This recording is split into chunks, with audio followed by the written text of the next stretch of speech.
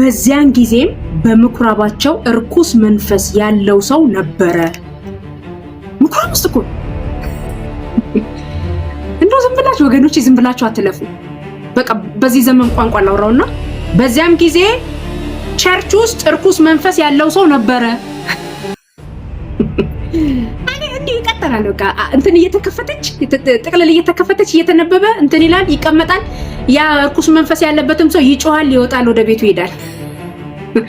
አረ የተለመደ ጉባኤ አይሆንም ከእንግዲህ ወዲህ በጌታ በኢየሱስ ስም። የተለመደ አገልግሎትማ ይበቃናል በጌታ በኢየሱስ ስም። እናንተ በምትቆሙበት ስፍራ የተለየ ነገር ይሆናል። እርኩስ መንፈስ ያለበት ሰው ነበር። እርሱ የናዝሬቱ ኢየሱስ ሆይ ካንተ ጋር ምን አለን? ልታጠፋን መጣህን? ማን እንደሆን አውቄሃለሁ፣ የእግዚአብሔር ቅዱሱ ብሎ ጮኸ። ኖርማል ጉባኤማ አይሆንም። ጌታን ይዛችሁ ጌታ በእናንተ ውስጥ እየሰራ ኖርማል ጉባኤ ሆኖማ አይቀጥልም። ይበቃል። መጣህ ልታጠፋን እያለ ሲናገር ታዩታላችሁ። እኔ በጣም ይገርመኛል። ምድረ በዳ ላይ 40 ቀን ሲቆይ በሌላኛው ክፍል ላይ አይተነዋል አይደለ? እየመጣ የእግዚአብሔር ልጅ ከሆንክ አንተ የእግዚአብሔር ልጅ ከሆንክ ይለዋል። ሁኔታውን አይቶ ማለት የእግዚአብሔር ያውቀዋል እኮ የእግዚአብሔር ቅዱስ እንደሆነ ያውቀዋል። ሸታም ነው። የእግዚአብሔር ልጅ እንደሆን ያውቀዋል። በቃ ያውቀዋል እኮ እዛ ነው እንደማያውቀው የሆነው። ያቺ የጾም ጸሎት የመሌት የጭከና ጊዜው ላይ ነው ሊፈትነው የሚፈልገው። ስለዚህ እዚህ ጋር መጣና መሰከረለት። በምድረ በዳ ፈተና እንዳልተሳካለት ዲያብሎስ እዚህ ክፍል ላይ መሰከረ። አንተ ቅዱስ ነህ አለው።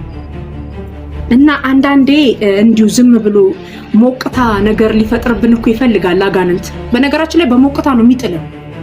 በዚህ ምናምን ሲዘጉበት በሞቅታ ይጥለን።